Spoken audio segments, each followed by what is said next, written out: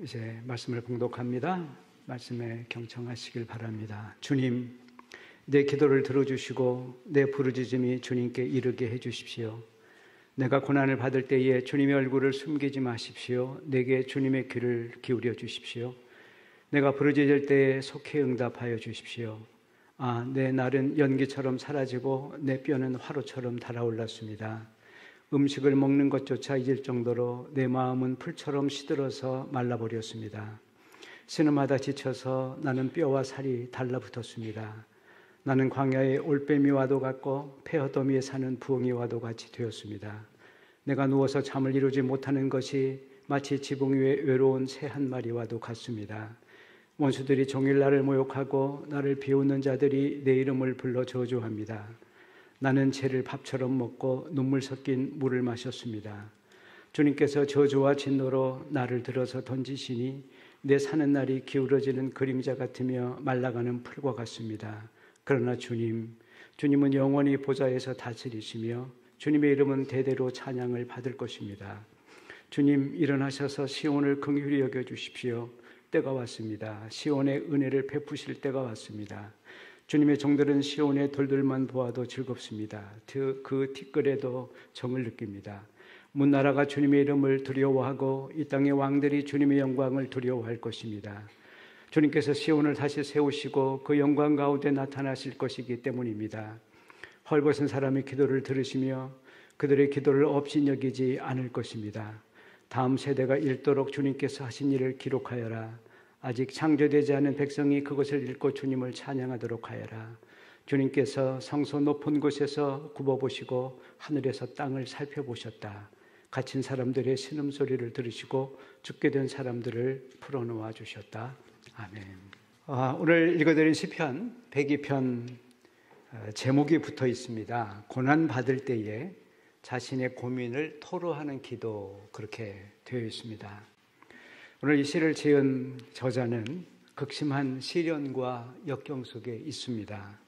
그가 어떤 형편을 있는지 짐작할 수 있는 구절들이 몇 구절이 있습니다. 4절을 보게 되면 밥 먹는 것조차 잊어버리고 그래서 사막의 풀처럼 금방 시들고 말라버리는 그런 처지에 있다고 합니다. 또 5절을 보면 기진맥진한 상태입니다. 신음하다 지쳐서 뼈와 살이 말라붙었다, 피골이 상접하다, 그렇게 표현되어 있습니다. 9절을 보면 죄를 밥처럼 먹고 있고 물인지 눈물인지 구분이 안 되는 물을 마시고 있다고 했습니다. 또 11절을 보게 되면 해가 뜨면 금세 사라지는 새벽 안개처럼 자신의 운명이 금세 말라버리는 광야의 들불 같은 그러한 운명이라고 고백을 하고 있습니다. 오늘 주인공은 자기가 처한 상황, 자기의 처지와 심정을 올빼미 그리고 부엉이 또 한 마리 이름 없는 새에 빗대고 있습니다. 먼저 6절을 보게 되면 주님, 저는 광야의 올빼미 폐허더미의 부엉이와 같습니다. 그렇게 표현을 했습니다. 올빼미 또 부엉이 둘 다 올빼미 목에 속하는 그러한 새입니다. 생김새가 아주 유사합니다. 차이가 있다면 부엉이는 그 머리 양쪽에 귀 같은 깃이 이렇게 올라가 있는 반면에 올빼미는 그게 없습니다. 부엉이가 노랑 눈을 갖고 있는데 올빼미는 검은 눈입니다. 아주 비슷해서 서양에서는 올빼미하고 부엉이를 구분을 하지 않습니다. 우리나라에 서식하는 대부분의 올빼미, 부엉이는 우리가 잘 아는 수리부엉이라고 하는 그런 종입니다. 올빼미가요, 서양에서는 굉장히 좋게 생각됩니다. 학문과 지혜를 나타내는 이제 그러한 새로 인식을 하고 있습니다. 젊은이들이 또 어른들도 읽었을 법한 베스트셀러 소설 가운데 해리포터, 거기 보면 올빼미가 마법사들의 친구입니다. 동료. 그리고 그들에게 편지를 배달해주는 아주 고마운 존재로 그렇게 묘사가 되고 있습니다. 그런데요, 성경은 올빼미, 부엉이를 부정한 새로 규정을 하고 있습니다. 절대 먹어서는 안 될 새입니다. 우리나라도요, 올빼미를 흉조로 그렇게 생각을 합니다. 생김새가 사람 얼굴과 비슷합니다. 가운데 부리가 있고요.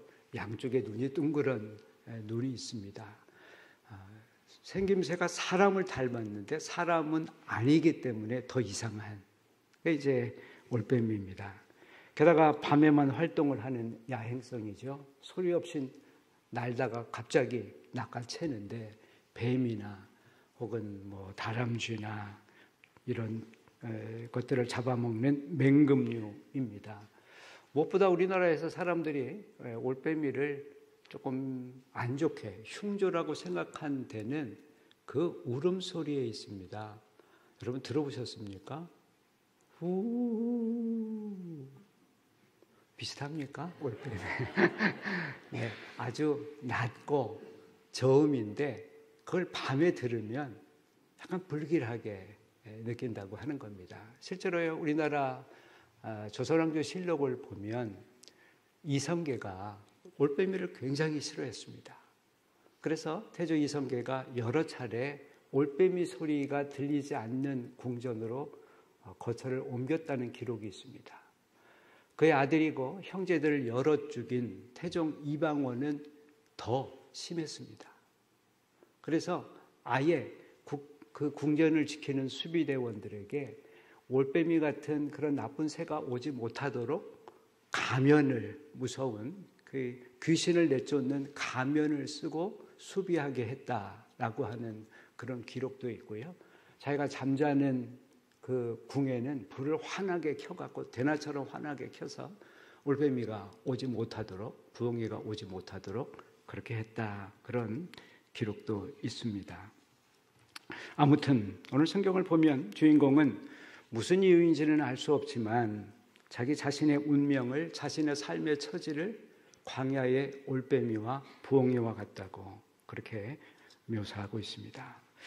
어떤 처지였는지, 이유가 뭔지 실마리가 하나 있긴 있습니다. 오늘 본문 8절을 보게 되면 주님, 원수들이 하루 종일 나를 모욕합니다. 비아냥거리고 저주합니다. 맹세하면서 나를 죽이겠다고 협박하는 원수들로 가득합니다. 그래서 이 주인공은 어쩔 수 없이 그들을 피해서 마을 밖 광야로 떠나갔던 것 같습니다.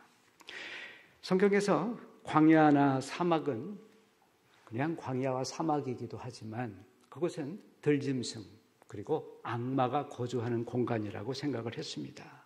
척박하고 외롭고 생존이 불가능한 극한 상황입니다. 마태복음 4장을 보게 되면 예수님께서 시험을 받으신 곳이 광야였습니다. 인적이 없어서 다만 동물들과 함께 기거하셨다. 그렇게 성경이 기록을 할 정도입니다. 광야의 올빼미 또 폐허 속 부엉이는 어쩌면 외로움과 고립감을 나타내는지도 모르겠습니다. 우리가 잘 알려진 시인 김소월, 진달래꽃으로 유명한 시인이죠. 그분이 부엉이라고 하는 제목의 시를 썼습니다. 거기에 이렇게 되어 있습니다. 길지 않은 시인데요. 간밤에 뒷창밖에 부엉새가 와서 울더니 하루를 바다 위에 구름이 캄캄. 오늘도 해 못 보고 날이 저무네. 김소월의 마음이 하루 종일 어둡고 침침하고 우울합니다. 그런데 그 이유가 지난 밤에 울고 간 부엉이 울음소리 때문이라. 그의 외로움의 깊이에, 깊은 외로움 속에 있는 자신을 빗대어 표현을 했습니다. 한편 광야는 고립된 곳입니다. 사회관계가 단절된 것입니다. 외로움이 개인의 실존적인 문제라면 고립은 사회적 관계의 단절입니다. 성경 시대를 보게 되면 나병 환자, 또 귀신 들린 사람들, 이런 사람들이 마을에 함께 살 수 없었습니다. 가정에서도 추방이 되었습니다. 그들이 살던 곳이 광야이고 사막이었습니다. 광야는 혐오하는 사람들, 그래서 공동체로부터 배제된 사람들이 살 수밖에 없는 고립된 공간을 상징합니다. 어느 사회건 소수자 또 사회적 약자를 향한 집단의 폭력이 있습니다. 왕따라고 합니다. 학교와 직장, 심지어 교회에서조차 비슷한 형태의 소외, 배제가 일어나곤 합니다. 가해자는 킥킥대고 즐거워합니다. 그러나 그것을 당하는 사람은 죽음의 위협으로 내몰립니다. 왕따를 당하는 학생이 그렇죠. 태움을 당하는 간호사들이 그랬습니다. 조리돌림을 당한 아나운서도 자살을 했습니다. 수많은 종류의 혐오와 차별, 그것 때문에 고립돼 살아가는 사람들이 우리들 주변에 얼마든지 있습니다. 광야의 올빼미처럼 사람들이 재수없게 생각하는 존재, 혐오하고 배제하는 그런 인물들이 성경에 많이 나옵니다. 그 중에 하나가 구약에 나오는 예언자 예레미야입니다. 그는 하나님으로부터 본래 그는 예언자가 되고 싶지 않았습니다. 하나님이 강제로 그를 불러서 그에게 하나님의 소명을 줍니다. 두 가지 신탁을 받았습니다. 하나는 조국, 유다 나라가 곧 바벨로니아에게 멸망을 당할 것이다. 다른 하나는 너희가 그렇게 신성시하는 예루살렘 성이 불타 없어질 것이다 라고 하는 것이었습니다. 그는 조국의 멸망을 외쳐야만 하는 매국노였습니다. 모든 동족 이스라엘 사람들이 신성하게 생각하는 예루살렘 성전이 파괴될 것을 예언해야 하는 신성 모독자였습니다. 저 위로 왕은 말할 것도 없고 동료 예언자 제사장들까지 그를 비난을 했습니다.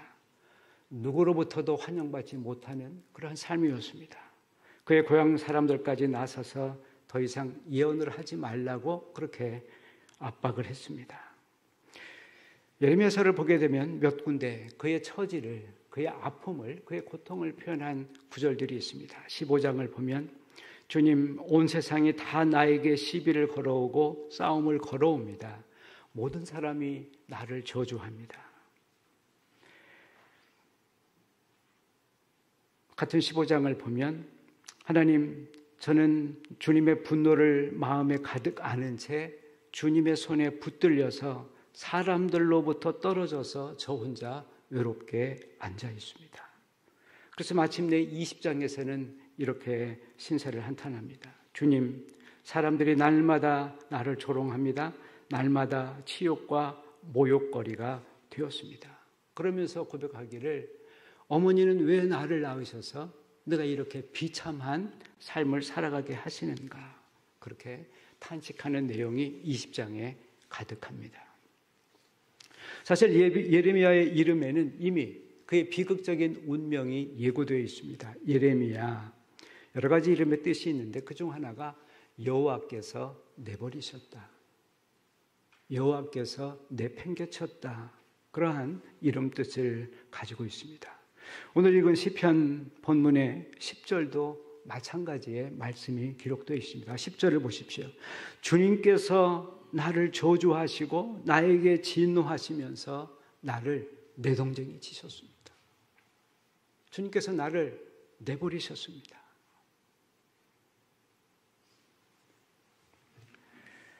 한편 7절을 보면 주인공은 지붕 위에서 밤을 새우며 울부짖는 한 마리 새에 비유하고 있습니다. 내가 누워서 잠을 이루지 못하는 것이 마치 지붕 위에 외로운 새 한 마리와 같습니다. 주님. 여기 개역성경을 보면 이 새를 참새라고 그렇게 번역을 했습니다. 그런데 새 번역은 참새가 아니라 그냥 이름 모를 새라고 번역을 했습니다. 이 새가 참새이건 아니면 그냥 이름 모를 또 하나의 새이건 상관없이 거기 주목할 것이 있습니다. 그것은 밤이라고 하는 시간입니다. 이 새는 그 긴 밤을 뜬 눈으로 잠을 자지 못하고 울부짖어야만 하고 하는 새입니다. 6절을 보게 되면 우리가 주인공이 자신을 올빼미나 부엉이, 즉 광야라고 하는 공간과 연결을 시켰다면 이제 7절에서는 그 긴 밤이라고 하는 시간과 연결을 시키고 있습니다. 밤은 성서에서 부정적인 이미지를 갖고 있습니다. 하나님께서 자기의 얼굴을 숨기는 시간, 하나님께서 우리의 기도에 응답하지 않는 시간, 하나님이 존재하지 않는 것처럼 느껴지는 하나님의 부재의 시간입니다. 그렇지 않습니까? 왜 아프면 밤에 그렇게 더 열이 납니까? 밤엔 의사를 만날 수도 없고 약국도 문을 닫았고 왜 밤의 시간은 낮보다 훨씬 길어서 그 고통도 훨씬 아프게 느껴집니까? 오늘 1, 2절에서 주인공은 그 밤의 시간을 이렇게 표현하고 있습니다. 주님, 내가 고난을 받을 때에 주님의 얼굴을 제발 숨기지 마십시오. 내 기도에 귀를 닫지 마시고 주님의 귀를 저에게 기울여 주십시오. 주님, 내가 부르짖을 때에 속히 응답하여 주십시오. 주인공은 지금 긴 밤에 하나님 부재의 시간을 경험하고 있습니다. 하나님이 자신의 얼굴을 감추시는 시간, 하나님을 만날 수 없는 시간, 그 긴 밤의 이미지를 잘 표현한, 잘 묘사한 철학자가 있습니다. 그는 헝가리 태생 유대인이었고요. 1986년에 노벨 평화상을 받은 사람입니다. 엘리 위젤이라고 하는 분입니다. 그가 책을 하나 썼는데요. 더 나이트, 흑야, 아주 깜깜한 밤이라고 하는 제목의 책을 썼습니다. 그런 그 책에서 자신이 아우슈비츠에서 경험했던 그 끔찍한 날들을 기록을 하고 있습니다. 자기가 존재해야 하는 이유가 있다면 그 경험을, 그 누구도 입 밖에 내고 싶지 않은 그 끔찍한 날들을 증언하도록 하나님께서 살려주셨다고 생각을 했습니다. 여러 슬픈 이야기, 아픈 이야기, 차마 그런 일이 어떻게 일어났을까 하는 이야기들로 가득한데 그중 하나가 있습니다. 어느 날 수용소에서 탈출이 있었습니다. 어른 둘, 아이 하나가 교수대에 매달렸습니다. 어른 둘은 금방 숨이 멎었습니다. 몸이 가벼운 아이가 버둥거리면서 여러 시간을 버둥거리는 그 장면을 보면서 어떤 분이 그렇게 소리쳤다고 그럽니다. 도대체 하나님은 어디에 계신가? 그때 다른 한 사람이 이렇게 대답했다고 그럽니다. 하나님은 저 아이와 저기 함께 계시지. 그는 그 기록을 하면서 뒷부분에서 이런 얘기를 합니다. 아이가 그렇게 비극적으로 죽어가는 그 긴 침묵의 시간에 도대체 하나님은 어디에서 뭘 하시나? 그래서 이렇게 기도를 하게 됩니다. 조롱이 섞인 역설적인 기도입니다. 우리를 모든 민족 중에서 선택하시어 밤낮 고문당하게 하신 주님을 찬양합시다. 우리를 선택하여 당신의 제단 위에서 학살당하게 하시는 주님의 거룩하신 이름을 찬양합시다. 역설적으로 하나님의 부재 속에서 항변하는 한 솔직한 기도자였습니다. 성서 속 주인공처럼 우리들에게도 홀로 견뎌야만 하는 칠흑 같은 어둠의 시간이 있을 수 있습니다. 슬픔과 불안으로 혹은 원통함과 분노 때문에 잠을 잘 수 없는 어두운 시간들이 우리 모두에게 있을 수 있습니다. 그 고통이 때로는 다른 사람 때문이 아니라 자기 자신의 과오와 잘못 때문에 오는 경우도 있습니다. 그것을 차별하면서 그 회한에 잠 못 이루는 그러한 신앙인들도 있습니다. 저는 이 본문을 묵상하면서 지붕 위에 홀로 우는 새, 그 이미지를 묵상하면서 불현듯 떠오른 한 인물이 있었습니다. 베드로였습니다. 여러분, 가톨릭 성당마다 첨탑에 십자가가 있고 또 한켠에는 닭이 있습니다. 닭의 형상이 만들어져 있습니다. 그래서 사람들은 그것을 베드로의 수탉이라고 합니다. 예수님께서 잡히시기 전에 예고하시죠. 네가 3번 나를 부인할 것이다. 베드로가 깜짝 놀라고 장담하면서 얘기했습니다. 다른 사람은 다 부인할지 몰라도 저는 절대 그렇게 하지 않겠습니다. 그런데 불행히도 예수님이 예고한 대로 그는 3번 부인을 하게 됩니다. 성경을 보면 그가 맹세하며 3번째 부인할 때에 닭이 울더라. 예수님의 말씀이 생각나서, 선생님의 말씀이 생각나서 그가 밖에 나가 심히 통곡했다라고 했습니다. 세월이 흘러 가톨릭 교회가 어느 날인가부터 성당 위에 닭을 만들어 올렸습니다. 그것은 자신의 과오와 잘못을 참회하는 그러한 신앙인들이 닮아야만 하는 그러한 모습을 형상화한 것일 것입니다. 오늘 본문을 보게 되면 이 광야, 사막, 폐허, 그리고 어두운 긴 침묵, 그런 것 속에서도 주인공의 독특한 태도가 있습니다. 그는 여전히 하나님을 신뢰하고 의지하고 있습니다. 자비와 긍휼이 넘치시는 하나님께 희망을 두고 있습니다. 12절을 보게 되면 이렇게 자신의 고통을 쭉 나열한 뒤에 12절에 이렇게 표현하고 있습니다. 그러나 주님, 제가 그렇게 광야의 올빼미처럼 고립되어 있고 지붕 위에서 밤새 울부짖는 새처럼 외롭지만, 제 삶의 처지가 그렇게 고통스럽지만, 그렇지만 주님을 바라보고 있습니다. 12절을 보겠습니다. 주님, 저야 덧없는 인생이지만 당신은 영원히 다스리신 분이 아니십니까? 당신 이름은 영원히 찬양을 받으실 이름이 아니십니까? 그러니 이 덧없는 인생에게 자비를 베풀어 주십시오. 곧 사라질 수밖에 없는 이 불쌍한 죄인에게 자비를 베풀어 주십시오. 내 희망은 오직 영원하신 당신께만 있습니다. 그가 하나님에게 대한 희망을 포기하지 않는 이유가 있습니다. 3가지입니다. 17절을 보게 되면 주님은 세상적으로 별 볼 일 없는 사람의 기도까지에도 귀 기울여 경청하시는 분입니다. 17절에 주님은 헐벗은 사람의 기도를 들으시며 그들의 기도를 업신여기지 않으십니다. 그렇습니다. 세상은 힘 있는 사람들의 이야기만 듣습니다. 누구도 가난한 사람들의 소리에 관심하거나 귀 기울이지 않습니다. 그런데 주님은 그의 신분과 상관없이 특별히 가난한 사람들의 호소에 귀를 기울이신다고 했습니다. 19절을 보게 되면 그분은 높은 곳에 거하시지만 아래를 굽어보신다고 하셨습니다.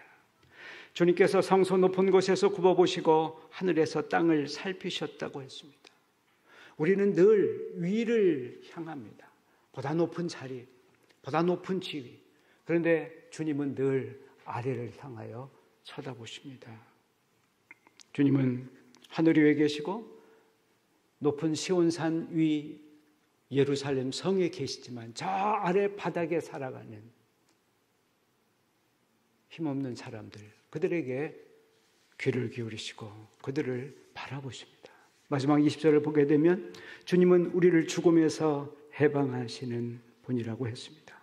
주께서 갇힌 사람들의 신음소리를 들으시고 죽게 된 사람들을 풀어놓아 주셨다고 고백을 하고 있습니다.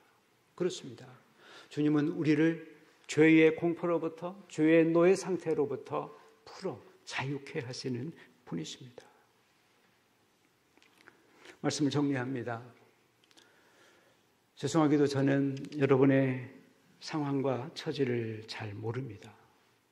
그런데 혹시라도 여러분 가운데 오늘 성경 본문에 등장하는 자신의 삶이 광야의 올빼미처럼 고립되어 있다고 생각하시는 분이 계십니까?